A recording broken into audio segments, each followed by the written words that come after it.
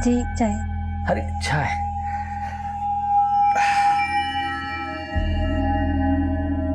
अरे एक मिनट सुनो।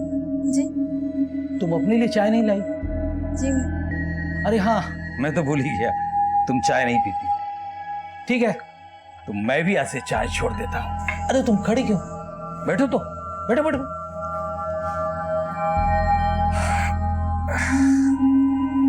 ये देखो, 16 जुलाई का मनाली के लिए प्लान है। 6 दिन 5 रात। वो गैस होना है, अभी आती हूँ। अरे सुनो तो।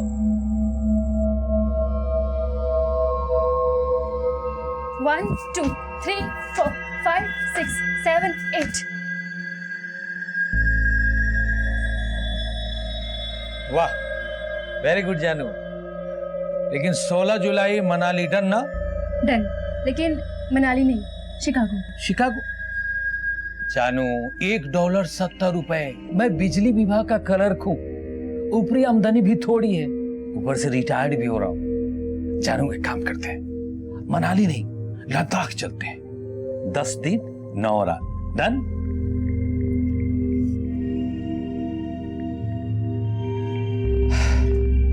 साला शादी ही नहीं करनी चाहिए। जी पैकेज तो अच्छा है, लेकिन थोड़ा डिस्काउंट कर देते तो अच्छा होता। क्या है ना, हम 2 लोग हैं। मालूम है कपल में 2 लोग होते हैं, लेकिन हम तो आपको हंसा के डिस्काउंट मांग रहे थे। जी जी, thank you thank you.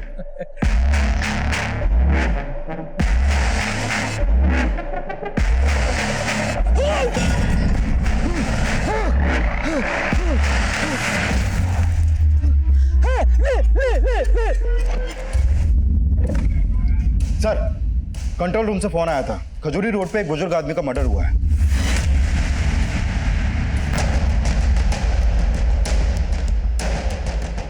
Heera ji! Heera ji!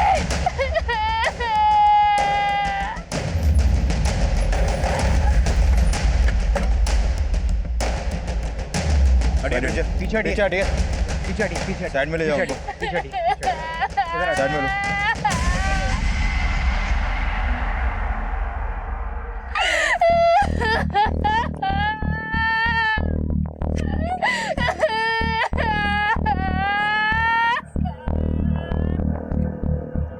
Sir, इसका मोबाइल पर्स सब गायब है। कभी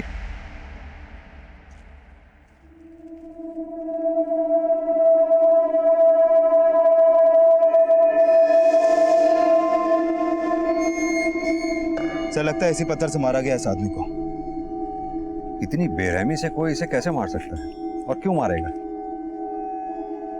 सर, इसका नाम हीरालाल था, हरिनगर में रहता था। हरिनगर? ये लड़की कौन है जो रो रही है? रीना, ये हीरालाल की बीवी है। बीवी? और ये जो साथ में लोग बैठे हैं? ये सब लोग पड़ोसी हैं सर, इन्होंने ही पुलिस को इन्फॉर्म किया था। एक बात समझ में नहीं आई, हीरालाल हरिनगर में रहता था, उसकी लाश मिली यहाँ खजूरी रोड पे। इन लोगों को कैसे पता लगा कि हीरालाल की मौत यहाँ हुई है? सर, रीना का कहना है कि मर्डर करने वाले ने खुद फोन करके उसे इस बारे में बताया।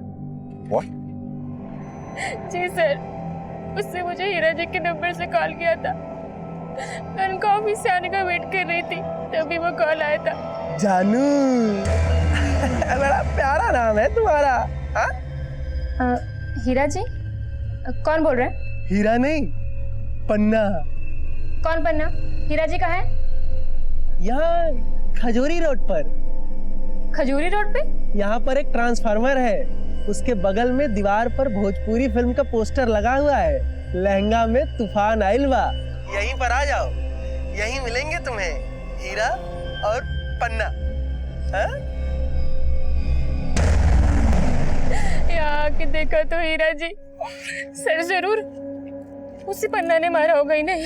ये पन्ना है कौन? क्या कभी हीरालाल ने पन्ना नाम के आदमी का जिक्र किया आपसे?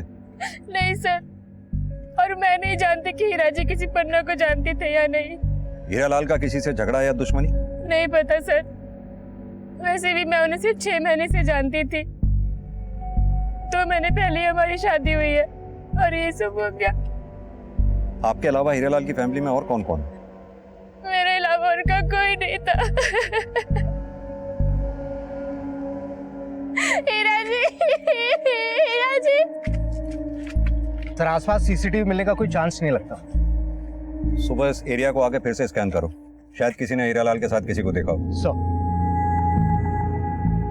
सर इसकी बीवी ने बताया कि हीरा को किसी पन्ना ने मारा है, लेकिन कोई मर्डर करने वाला अपना सही नाम क्यों बताएगा? लेकिन कोई मर्डर करने वाला ये भी क्यों बताएगा कि उसने मर्डर किया? मुझे तो लगता है ये हीरालाल की बीवी रीना कहानी बना रही है। दोनों की उम्र में कितना फर्क है? मुझे तो दोनों के रिलेशन पे ही शक है। इन दोनों के बारे में पता करो, दोनों के कॉल रिकॉर्ड्स निकालो, पता करो उनके कॉन्टैक्ट लिस्ट में क्या कोई ऐसा नंबर था जो उस वक्त इस एरिया में एक्टिव था। शायद उससे पता लगे कि हीरालाल को मारने वाला असली पन्ना है कौन। जुगजुगी दीदी, अपना वाला चुटकुला सुनाओ ना। फुलझड़ी, तूने तो मुझे जोकर समझ के रखा है। आजा सुनाती हूँ। 13 साल पहले एक डॉक्टरनी मैडम ने हमारे अम्मा के पेट में इतना लंबा वाला चीरा लगाया और फिर हमारा अम्मा का पेट तो फाड़ दिया, उसमें से मुझे बाहर निकाला।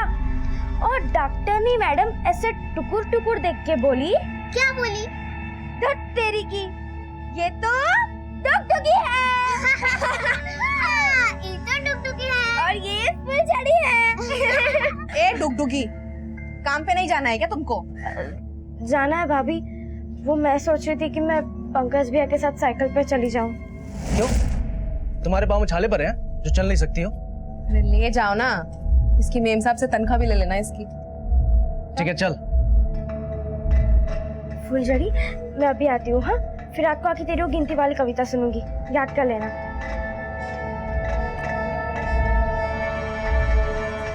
आती हूँ। हाँ, बाय बाय। 1 2 3 4, आज है शनिवार, 5 6 ए 7। फुलझड़ी, जाके अपना ये शनिवार इतवार अंदर करो, जाओ। साला ऐसा बसंती पिया मिला है, माँ बनो नहीं और यहाँ 2 पालो बच्चा समझ के।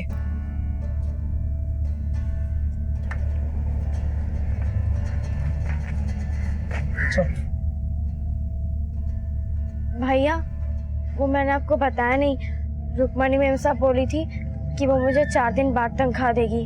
क्यों? तो उसका झाड़ू पोछा देर से करती है क्या कि हमेशा तनख्वाह देरी से देगी? चल जा अभी, बोल देना 4 दिन में पक्का चाहिए।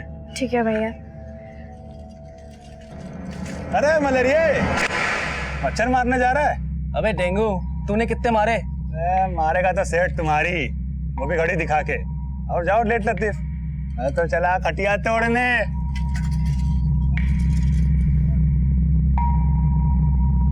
सर हीरालाल के कॉल रिकॉर्ड में ना तो कोई ऐसा नंबर मिला जो किसी ऐसे आदमी का हो जिसका नाम या निकनेम पन्ना हो, और ना ही कोई ऐसा नंबर मिला जो क्राइम सीन पे एक्टिव हो। ये पन्ना या जो कोई भी इसका नाम है, सुपारी किलर भी हो सकता है हीरा की बीवी रीना इसे जानती हो। लेकिन से हीरा की बीवी के कॉल रिकॉर्ड में भी कुछ सस्पिशियस नहीं मिला।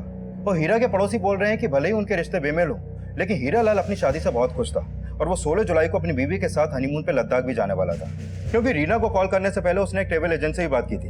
ये बात मुझे उस एजेंट से ही पता चली। और सर ये भी पता चला है कि 15 जुलाई को वो रिटायर भी होने वाला था। मतलब कि हीरालाल ने रिटायरमेंट से 2 महीने पहले 57 साल की उम्र में एक 22 साल की लड़की से शादी की और रिटायरमेंट के बाद हनीमून पे जाने का प्लान बनाया, और हनीमून पे जाने से पहले हीरालाल का मर्डर हो गया। कबीर, ये सब तुम्हें कुछ अटपटा नहीं लग रहा? सर अटपटा तो मुझे ये हीरालाल का कैरेक्टर भी लग रहा है। ये बिजली विभाग में क्लर्क था और उसके साथ काम करने वाले एक आदमी ने इसके बारे में काफी कुछ बताया है। सर मैंने उसे यहाँ बुलाया आपसे मिलने के लिए। सर, हीरा के माता पिता उसके बड़े भाई बहन के गुजरने से पहले हीरा को कई बार समझा चुके थे कि शादी कर ले, शादी कर ले, लेकिन हीरा एक ही बात बोलता था कि मरते दम तक ब्रह्मचारी रहूंगा लेकिन शादी नहीं करूंगा। लेकिन सर 2 महीने पहले हीरा ने सबको चौंका दिया। आजा आजा। हीरा, ये क्या? तो शादी कर लिया ना भैया। लेकिन तू तो कहता था ना कि ब्रह्मचारी रहेगा, शादी नहीं करेगा। रीना के प्रेम ने मेरा ब्रह्मचर्य व्रत तोड़ दिया। सर, हीरा के मर्डर की बात सुनकर मुझे बहुत झटका लगा है, और ये रीना तो सिर्फ 22 साल की है। इस लड़की के बारे में ज्यादा तो कुछ नहीं जानता मैं, लेकिन एक बात है, शादी के 2 महीने के बाद ही हीरा का मर्डर होना मुझे तो नहीं लगता कोई इत्तेफाक है। ये हीरा जरूर किसी की साजिश का शिकार हुआ है सर। सर, मैं और हीरा जी ऑनलाइन फ्रेंड थे।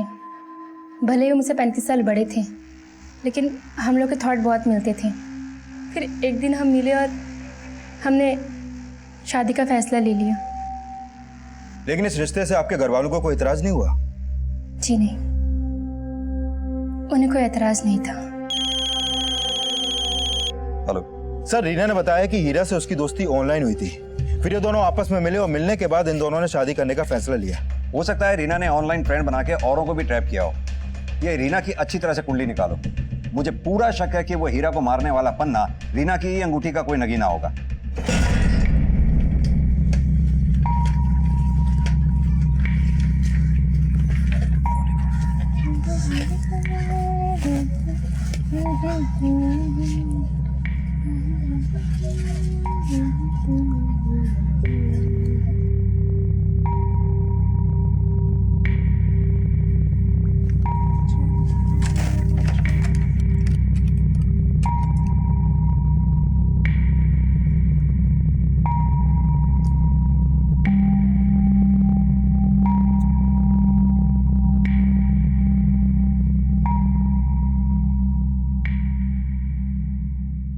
इतने पैसे लाता कहाँ से रे तू? अरे वो अपना सेटिंग है ना तगड़ा वाला। लेकिन कल तेरे पति पंकज को ना शक हो गया। उसने मेरे शर्ट पे तेरे होठ के निशान देख लिए। तू अपना तापमान मत गर्म करना उसके फूकने से। वो फूकता है तब भी मजा आता है। तू भी कमाल की ज्वालामुखी है रे। दो परमाणु को एक साथ जला रही है। साला हम दोनों उधर 12-12 घंटे चौकीदारी भी एक करते हैं और इधर तेरी सेवादारी भी है। मैं तेरे पति का किराएदार, लेकिन मेरी मालकिन तू। लेकिन यार एक म्यान में दो तलवार का टंटा खत्म कर। बोल, तेरे को पति चाहिए या प्रेमी? देख, जो पति कर सकता है ना वो प्रेमी नहीं, और जो प्रेमी कर सकता है पति नहीं। तो तू सोच ले कि तुझे पति बनकर फूकना है या प्रेमी बनकर जलना है। वो सब बाद में सोचेंगे, पहले जल लेते हैं। सर, हीरा का सोशल नेटवर्किंग अकाउंट ऐसे ही पोस्ट से भरा पड़ा है। पढ़ के लगता है जैसे बहुत ही संस्कारी होगा, लेकिन रीना ने हीरा को हनी ट्रैप किया होगा, इसका अंदाजा रीना और हीरा के सोशल नेटवर्किंग अकाउंट से भी पता नहीं चल पा रहा। सर, हीरालाल की पोस्टमार्टम रिपोर्ट। मौत सर पे चोट लगने की वजह से हुई। हत्या का समय क्या है? 7 जुलाई रात 8 से 9 बजे के बीच। और इसी बीच हीरा के फोन से रीना को कॉल किया गया। सर, अगर मान भी लें कि रीना हीरा को मरवाना चाहती थी, तो फिर कोई सुपारी किलर पत्थर से मर्डर क्यों करेगा? लेकिन कबीर, अगर यह हत्या लूट के इरादे से भी की गई है तो भी अक्सर देखा जाता है ऐसे क्रिमिनल ज्यादातर चाकू और छुरी का इस्तेमाल करते हैं। हीरा को पत्थर से मारा गया और वो भी इतनी बुरी तरह से जैसे किसी ने दुश्मनी निकाली।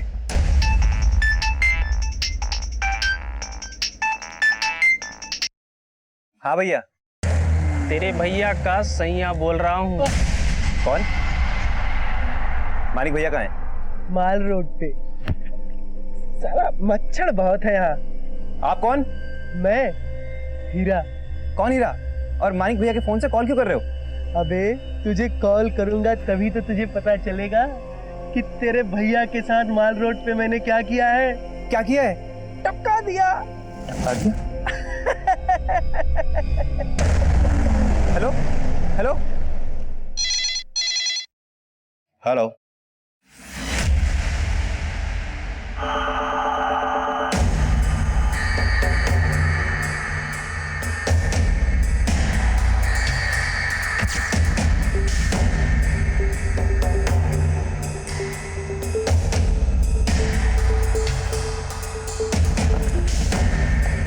आइए सर।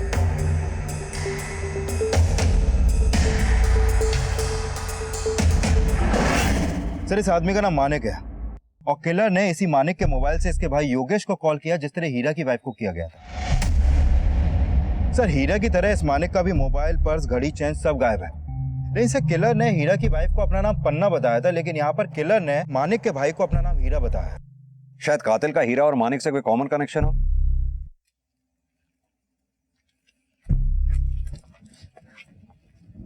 क्या तुम या तुम्हारा भाई मानिक किसी हीरा नाम के आदमी को जानते हो? नहीं सर। ये इसका नाम हीरा लाल है। इसका पिछले हफ्ते मर्डर हुआ था। क्या तुमने अपने भाई मानिक को कभी इसके साथ देखा था? नहीं सर, मैंने कभी नहीं देखा इस आदमी को। कबीर, भले ही मानिक का ये भाई योगेश हीरा लाल को नहीं जानता हो, लेकिन दोनों मर्डर्स की मोडस ऑपरेंडी सेम ही है। दोनों के मर्डर एक ही तरीके से हुए हैं। दोनों विक्टिम्स के साथ लूटपाट हुई है। हो सकता है दोनों का कातिल भी एक ही हो।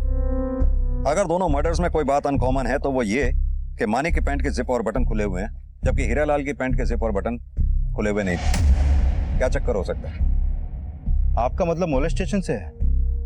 लेकिन से हीरा लाल की पोस्टमार्टम रिपोर्ट में तो ऐसा कुछ भी सामने नहीं आया। अब देखते हैं कि इस मानिक की पोस्टमार्टम रिपोर्ट में क्या निकलता है। और ये भी देखो कि मानिक और हीरा के बीच में क्या कनेक्शन हो सकता है, क्योंकि दोनों के मर्डर्स एक ही तरीके से हुए हैं। Okay sir. ये वही मानिक है जिसका हीरा लाल की तरीके से मर्डर हुआ है। पता कर, इन दोनों में कोई कनेक्शन है क्या? पता करता हूँ सर।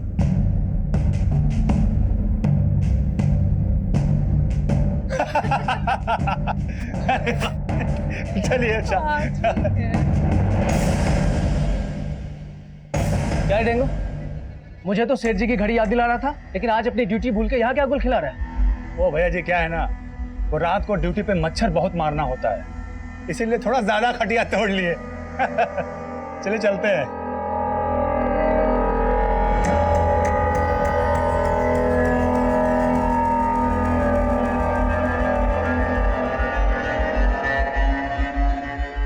सुनीता, देख मैं तुम्हारे लिए क्या लाया हूँ। क्या? गजरा है। अच्छा है ना? तो तुम खुद ही लगा दो। देखो तो जरा, ये चेन कहाँ से आई? ये ना मेरी माँ ने दी थी तीज में। रुको मैं तुम्हारे लिए चाय बना के लेके आती हूँ। हाँ,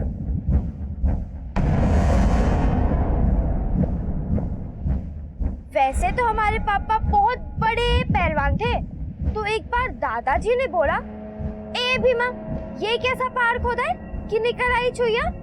तो पापा ने बोला कि बापू ये चुईया नहीं है, ये तो डुगडुगी है। रोज रोज मेरे स्वर्गीय अम्मा बाबा का मजाक उड़ाती रहती है। तुम डुगडुगी हो, कोई स्वर्ग की अप्सरा नहीं, समझी? ऐसा सही किए। दिन भर खी खी खी खी खी खी खी खी। ये डुगडुगी के साथ ना फुलझड़ी को भी काम पे लगाओ, कम से कम 2 पैसे तो आएंगे। हाँ हाँ, और उन पैसों से तुम सोने की चेन खरीद लेना। बड़ा तीज त्योहार मनाया जा रहा है यहाँ पे।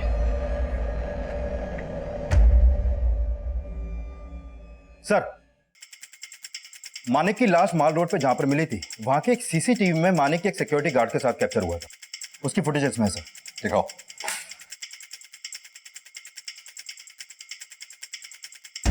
ये देखिए सर, ये सिक्योरिटी गार्ड है मानिक के साथ। लेकिन सर, इस गार्ड का चेहरा क्लियर नहीं दिख रहा है।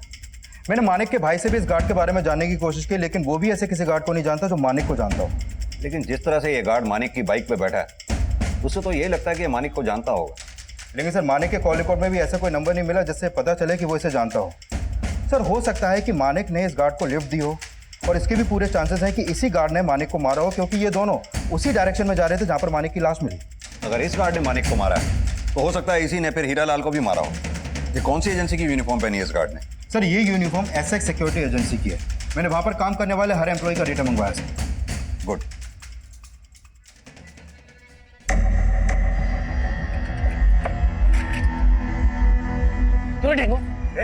तूने मेरी बीवी को सोने की चेन गिफ्ट किया? हाथ की लगाता है। ये चल ये रुको रुको रुको रुको, छोड़ो, हटो। आज के बाद तू मेरे घर में घुसेगा नहीं, समझा? क्यों नहीं घुसूं? वहां का भाड़ा भरता हूं, समझा? और रही बात वो सोने की चेन की ना, तो जाके अपनी बीवी से पूछ, क्यों दिया मैं उसको सोने का चेन?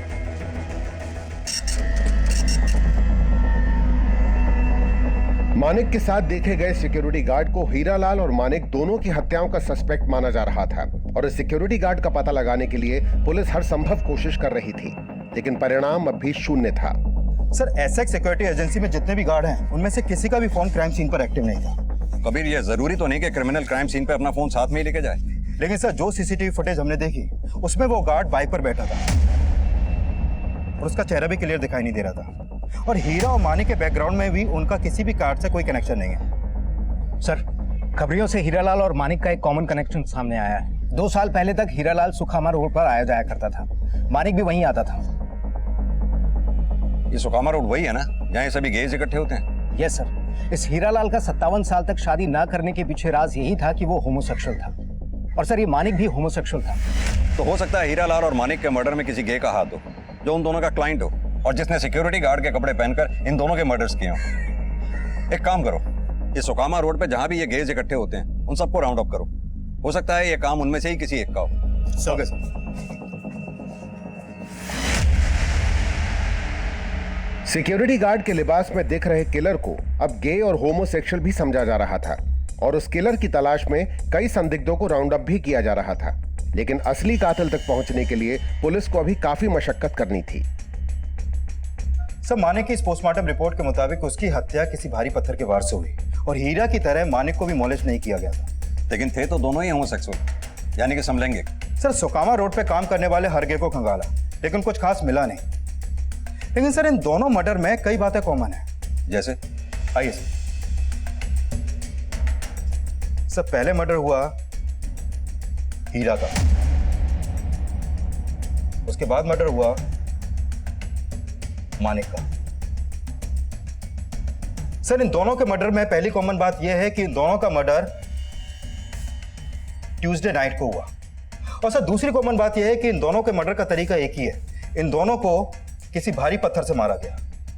सर, तीसरी कॉमन बात यह है कि इन दोनों के मर्डर करने के बाद किलर ने इन्हीं के फोन से इन्हीं के घर वालों को कॉल किया।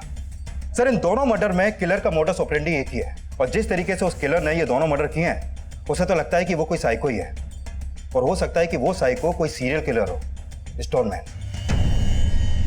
हीरालाल और मानिक की हत्या करने वाले किलर को अब सीरियल किलर समझा जा रहा था। लोगों को उससे बचने के लिए सतर्क किया जा रहा था और जिस मॉडस ऑपरेंडी से मर्डर किए जा रहे थे वो इस केस की जड़ें और भी गहरी करने वाला था।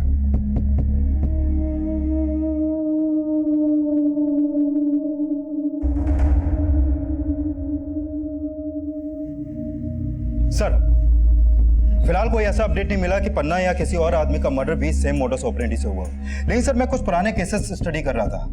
इसमें सामने आया कि हीरा और मानिक के किलर की तरह ही 1989 में कोलकाता में 13 लोगों का मर्डर भी किलर ने पत्थर मार के किया था। और सर, हीरा और मानिक का मर्डर भी पत्थर से ही हुआ था।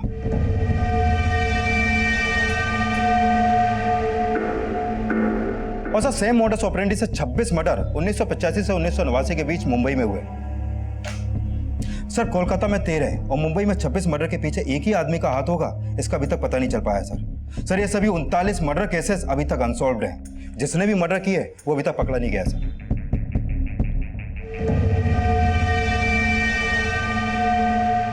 और सर, 1985 से 1989 के उन मर्डर केसेस के बाद प्रेस वालों ने उस सीरियल किलर का नामकरण भी कर दिया था, स्टोनमैन।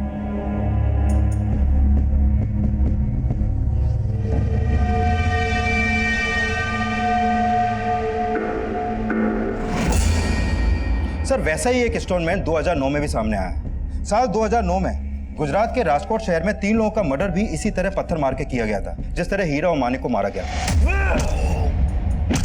लेकिन सर, राजकोट के इस स्टोनमैन को गुजरात पुलिस ने अरेस्ट कर लिया था। यह स्टोनमैन अब भी गुजरात जेल में है। लेकिन जिस स्टोनमैन को हम ढूंढ रहे हैं वो अभी तक फरार है। वो उन सीरियल किलर से ज्यादा अतरंगी है।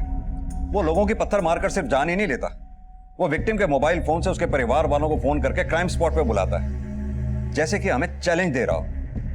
कबीर, इससे पहले कि वो किसी और को शिकार बनाए, हमें उसे ढूंढ निकालना होगा।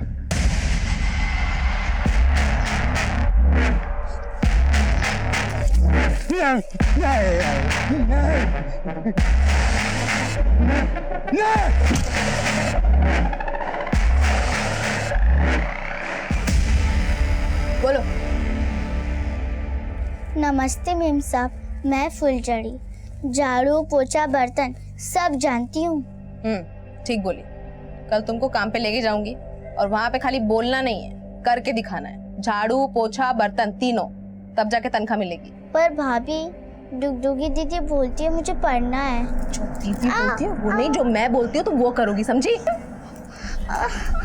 अच्छा सुनो, जाओ जाके खेलो और जितनी मस्ती करनी है आज ही कर लो, कल से काम पे लगना है, ठीक है?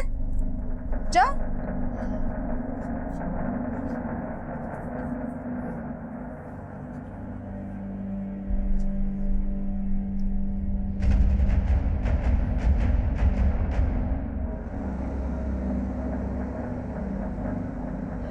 देवर जी, चाय पियेंगे आप? अरे नहीं नहीं भाभी जी, हम तो बस अब कुछ दिनों के मेहमान हैं आपके यहाँ पर। क्यों? मतलब अगले महीने हम आपका घर खाली कर रहे हैं। ऐसा क्या हो गया? अब आपको क्या हम बताएं? छी छी छी छी। अरे पंकज भैया ने मेरे और आपके बारे में इतना गलत सोचा कि मुझे बताते हुए भी शर्म आ रही है आपको भाभी जी।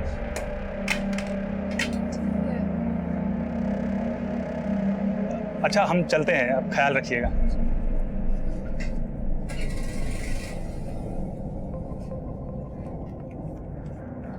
अब तुम मुझे और बेवकूफ नहीं बना सकती हो। मैं पुनीत को निकाल के ही रहूंगा। अरे क्यों अपने शक के चक्कर में 2000 का नुकसान करवा रहे हो? हाँ, तुम्हारे लिए मैं पाई पाई जोड़ रही हूँ। तुम्हारी छोटी बहन को नौकरी भी लगवा दिया है और तुम हो कि भाभी, फुलझड़ी काम नहीं करेगी, उसे हमें पढ़ाना है। तुम चुप रहो। पैसा मुझे प्यारा है लेकिन पुनीत यहाँ नहीं रहेगा।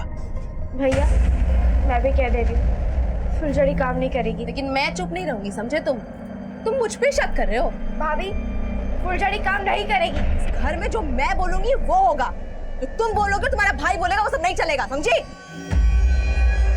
सब तुम्हारे चक्कर, सब तुम्हें पालने के चक्कर में बेबी से हाथ धो बैठा।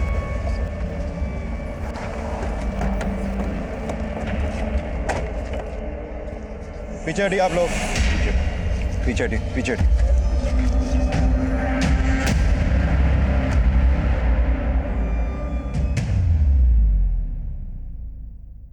सर इस मर्डर का भी मॉडस ऑपरेंडी सेम है। मानिक की तरह इसकी पैंट का भी जिप और बटन खुले हुए हैं, लेकिन सर हीरा के केस में ऐसा नहीं था।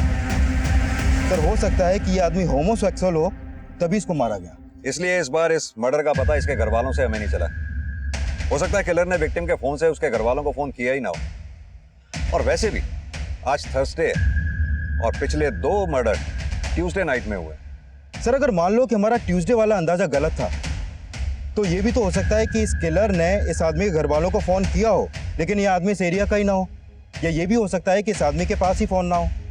कभी कैसे भी करके इस तीसरे आदमी की पहचान होना हमारे लिए बहुत जरूरी है। हो सकता है इसकी पहचान से ही किलर की पहचान जुड़ी हुई हो। अरे भैया भाभी तुम डुगडुगी को बचाए, फिर फुलझड़ी काहे रो रही है? दीदी, जब आपको कोई मारता है तो फुलझड़ी को भी दर्द होता है। देखो मुझे तो दर्द नहीं हो रहा, हम तो हंस रहे, तुम भी हंसो। हंसो हंसो। खीखी खीखी बंद करो, जाके खाना बनाओ। भाभी आप जो बोलेंगी वो मैं करूंगी, लेकिन फुलझड़ी से काम मत करवाइए। अच्छा, जो मैं बोलूंगी वो करोगी? जाके अपने भैया का खून कर दो। करोगी? नहीं कर सकती ना? तो जो मैं बोल रही हूँ वो करो, वरना तुम दोनों का खून कर दूंगी। चलो आगे खाना बनाओ।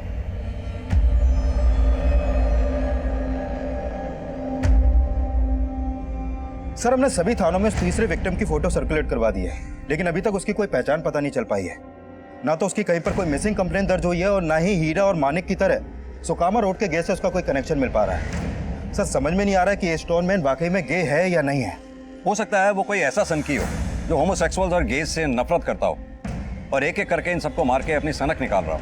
लेकिन सर ना तो हमारे पास उसका कोई फोटो है और ना ही कोई स्केच। वो सिक्योरिटी गार्ड है या नहीं ये भी कंफर्म नहीं है। सर इस किलर को ढूंढना समुद्र में सुई ढूंढने जैसा लग रहा है। कबीर एक काम करते हैं, राजकोट जेल में बंद उस कैदी से मिलते हैं जिसने इस सीरियल किलर की तरह पत्थर मारकर मर्डर्स किए थे। हो सकता है अपने एरिया के स्टोनमैन की कोई लीड उससे मिले। Right sir.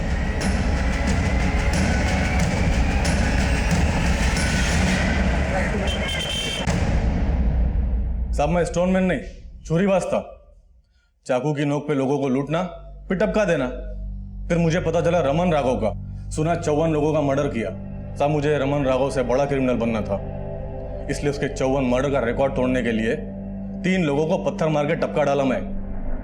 तेरे जैसा एक सनकी बाहर भी घूम रहा है जो लोगों को पत्थर से मारता है। तेरा कोई भाई भाई भी है क्या? मेरा कोई भाई भाई नहीं है। हाँ, एक दोस्त था बबलू। जब मैंने 2 लोगों को पत्थर मार के टपकाया तब वो मुझे बोला कि तेरे से पहला मैं रमन राघव का रिकॉर्ड तोड़ेगा। अभी भी वो बाहर है साहब। एक बात बता, ये बबलू गे है क्या? अरे नहीं नहीं साहब, बबलू गे हुए नहीं है। गे तो अपना पुरोहित है। कौन पुरोहित? अपनी गैंग में था साहब। साहब हो सकता है बाहर ये बबलू और पुरोहित का कंपटीशन चल रहा है कि सबसे ज्यादा मर्डर कौन करेगा। उस स्टोनमैन को ढूंढने के लिए पुलिस बबलू और पुरोहित समेत कई खूंखार अपराधियों के क्राइम रिकॉर्ड स्टडी कर रही थी और इस कोशिश में कई ऐसे क्रिमिनल्स पकड़े भी गए जो काफी लंबे समय से फरार थे। लेकिन जिस स्टोनमैन को पुलिस ढूंढ रही थी वो अभी तक गायब था और उस तीसरे विक्टिम की पहचान भी अभी तक पता नहीं चल पाई थी।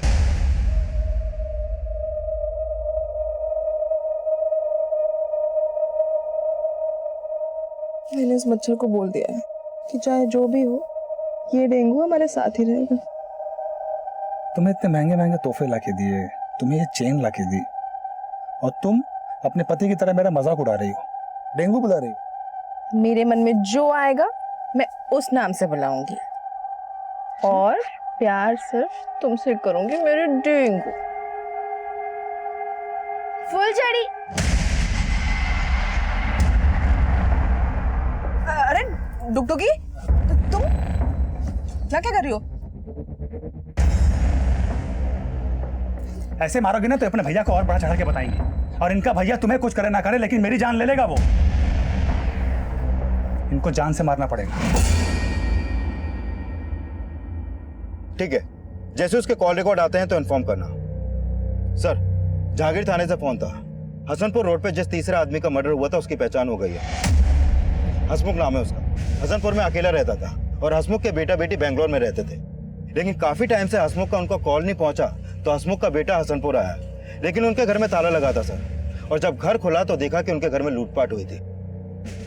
कबीर, क्या ये पता लगा कि हसमुख होमोसेक्सुअल है या नहीं? सर, फिलहाल तो ऐसा कुछ सामने नहीं आया है।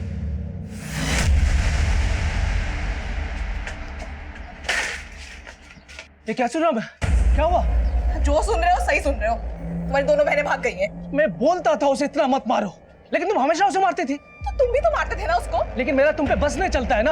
अब देख क्या रही हो? चलो ढूंढो उसको, नहीं तो उसके साथ हमारी कमाई भी जाएगी।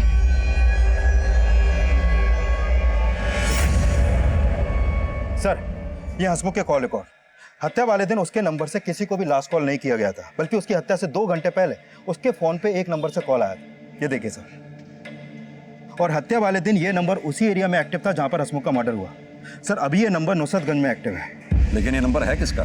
सर, अभी थोड़ी देर में पता चल जाएगा कि ये नंबर किसके नाम पे रजिस्टर्ड है और इसका फोटो भी सामने आ जाएगा। सर, ऑलरेडी मैंने अपनी एक टीम को नुसरतगंज में तैनात कर दिया है। हो सकता है ये नंबर यूज करने वाला स्टोनमैन ही हो। अरे फुलझड़ी और डुगडुगी को धरती तो निकल नहीं जाएगी ना?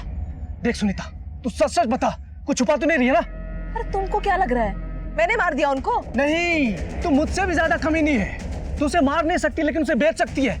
अब बता क्या किया तूने? जबान संभाल के बात करो। अगर और एक शब्द बोला ना तो यही खड़े खड़े तुमको बेच दूंगी, समझे?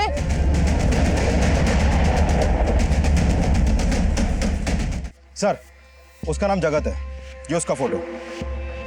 सर, हसमुख को जिस नंबर से कॉल आया था वो इसी जगत के नाम पे नुसरतगंज के एड्रेस पे रजिस्टर्ड है। हमने इसको उठवा लिया सर। ग्रेट।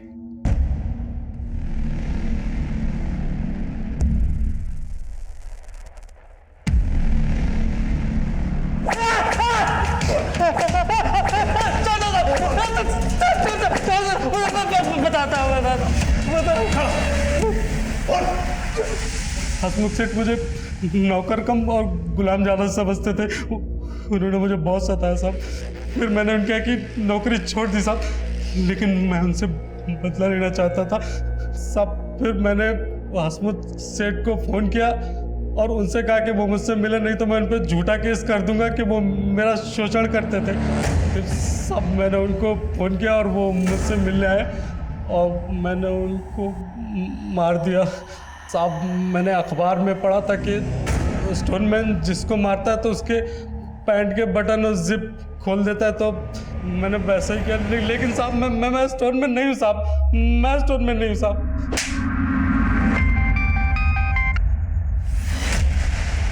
अरे सुषमा, कहाँ हो तुम? मैं कब से तुम्हारा इंतजार कर रहा हूँ। तुम अभी तक घर पर क्यों नहीं आई? क्योंकि सुषमा मरने वाली है। क्या बता रहे हो? कौन हो तुम? स्टोनमैन। स्टोनमैन?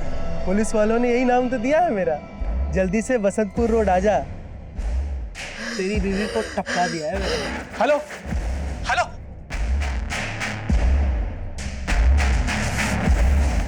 क्या? सर, बसंतपुर में इस बार स्टोनमैन ने एक औरत को मारा। औरत को? हाँ सर, उस औरत का नाम सुषमा है और किलर ने सुषमा के ही फोन से उसके पति को कॉल करके मर्डर लोकेशन बताई है। और इस बार किलर ने अपना नाम स्टोनमैन बताया है। स्टोनमैन? Yes sir.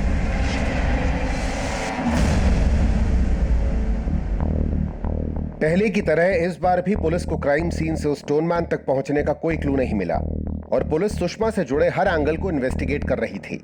और इस बीच एक संदिग्ध उनकी नजर में आया। सर, सुषमा का मर्डर वसंतपुर में जहां पर हुआ था, उस एरिया के एक सीसीटीवी में सुषमा कैप्चर हुई थी। उसके फुटेज इसमें है सर। दिखाओ।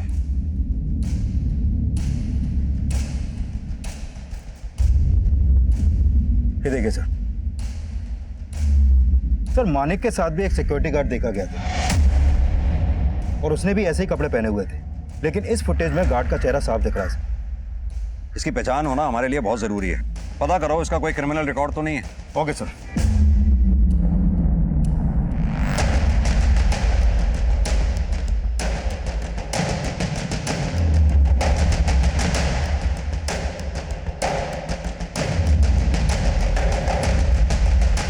सर, अगर ये स्टोनमैन इसी एरिया का होता तब तक तो इसकी पहचान पता चल गई होती। तो हो सकता है कबीर ये कहीं बाहर का रहने वाला हो, यहाँ क्राइम करता हो और वापस चला जाता हो। जिस जिस दिन भी मर्डर हुए हैं उस दिन के सभी रेलवे स्टेशन और बस अड्डे की सीसीटीवी फुटेज चेक करो। Okay sir.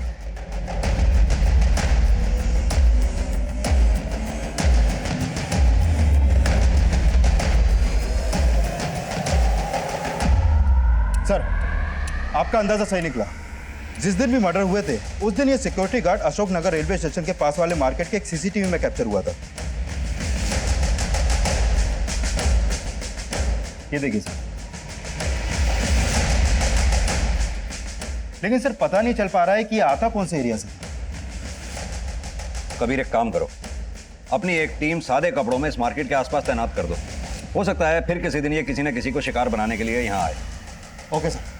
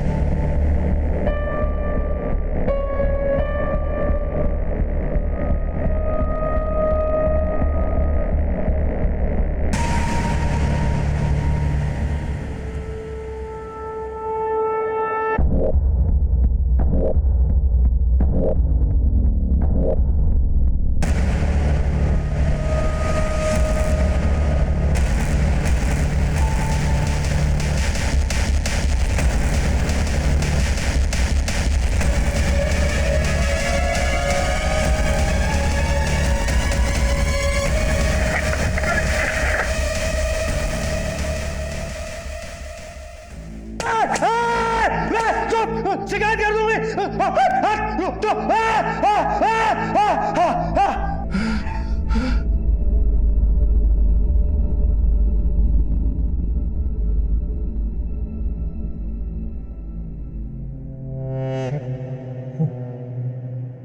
क्या साहब, आप लोग ही बजाने आए हो? बकवास बंद कर, सीधे तरीके से बोल।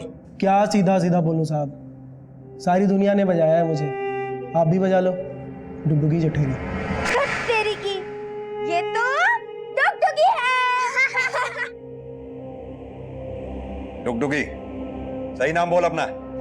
सही तो बोल रही हूँ साहब। साहब, मेरा भाई गधा था, एकदम गधा, खुद को शेर समझता था। और मेरी भाभी लोमड़ी थी, लोमड़ी।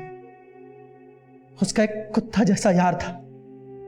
मेरी भाभी और वो कुत्ता मिलके मुझे बहुत बजाते थे साहब, बहुत बजाते थे। रुक जा, रुक जा। अरे ऐसे मारने से कुछ नहीं होने वाला है।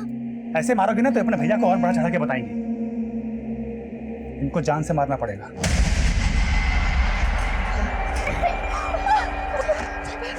फिर साहब फुलझड़ी को लेके वहां से मैं भाग गई।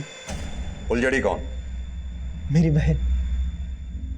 डुगडुगी तेरा नाम है? तू लड़की है? नहीं साहब, लड़की नहीं, मैं किन्नर हूं साहब, किन्नर। साहब, जब मैं फुलझड़ी को लेकर भागी तो मुझे मुन्नी अम्मा मिली, वो भी किन्नर थी साहब। तब से फिर मैं उसी के साथ नाचने लगी, बख्शीशें मांगती थी और मुझे जो पैसे मिलते थे उससे मैं फुलझड़ी को पढ़ाती थी। जब उससे भी नहीं बन पड़ा तो मैं के लोगों के साथ अपना जिस्म तक बेची साहब। लेकिन फुलझड़ी भी दगाबाज निकली, उसको अच्छा नहीं लगता था मेरे साथ रहना। और एक दिन उसने मुझे इतना नीचा दिखाया कि अपने कॉलेज के लड़के के साथ भाग गई। फुलझड़ी के जाने के बाद मेरी जिंदगी खत्म, पूरी तरह से खत्म। फिर मैं सोची, मेरी जिंदगी क्यों खत्म? जिन लोगों ने मेरी जिंदगी खत्म की उन सबके जिंदगी खत्म। तो हीरालाल और मानिक तेरे साथ गलत काम करते थे, लेकिन तूने उस औरत को क्यों मारा? उस औरत ने मुझे थप्पड़ मारा साहब। मुझे बर्दाश्त नहीं हुआ उसका थप्पड़, इसलिए मैंने साहब सबसे पहले तो मैं अपने भैया और भाभी को मारना चाहता था, लेकिन पता नहीं वो लोग अपना घर द्वार बेच के कहां चले गए। और उन सबका गुस्सा मैंने उन सब पे एक एक करके। माना कि दुनिया ने तेरे साथ जो कुछ भी किया गलत किया, लेकिन तूने जो दुनिया के साथ किया, क्या वो ठीक है? हालांकि ऐसा माना जा रहा था कि डुगडुगी की मानसिक हालत बिगड़ चुकी थी, लेकिन उसकी मेडिकल रिपोर्ट ने इस संभावना को नकार दिया। डुगडुगी ने भले ही बचपन से कई तरह की मानसिक और शारीरिक यातनाएं सही होंगी, लेकिन हत्या एक ऐसा अपराध है जिसके लिए कभी माफी नहीं दी जा सकती।